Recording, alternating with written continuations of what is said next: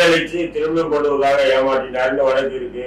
காதலிச்சு 2-3 குழந்தைய கொடுத்துட்டாருன்னு வழக்கு இருக்கு. காதலிச்சு என்னை அபியூஸ் பண்ணிட்டாருன்னு வழக்கு இருக்கு. இதெல்லாம் லட்சக்கணக்கான வழக்கு. இதே சென்னையில ஒரு சிஎஸ்ஆர் போடுறதுக்கு கூட இவங்க தயாரில்லை. அப்ப அந்த வழக்கெல்லாம் தூசி தட்டி சிஎஸ்ஆர் போட்டு பண்ண வேண்டியதாரு.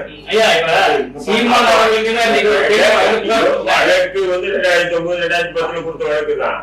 அதை நீங்க பெயிண்ட் அடிச்சு மறுபடியும் சோகேஸ்ல வச்சிருக்கீங்க பாத்தீங்கன்னா பாருங்க. அதுதான் திமுகவுடைய வன்மன்ற 2003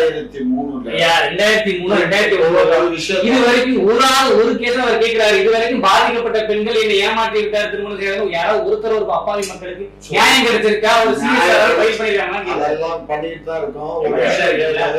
இந்த பொண்ணு 2003 கமிஷனர்கிட்ட ஒரு பெட்டிஷனை கொடுத்துச்சு. இந்த மாதிரி நான் ஏற்கனவே 2017 புகார் கொடுத்தேன். அந்த புகார் மீது இதுவரை எந்த விதமான நடவடிக்கையும் வலசரவாக்கம் காவல் நிலையம் கொடுக்க இருக்கல.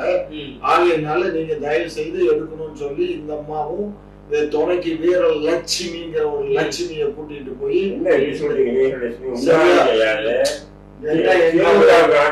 அதெல்லாம் திமுக எல்லாம் கிடையாது. அந்த பொண்ணு திமுக பேசக்கூடிய பொண்ணு. அதெல்லாம்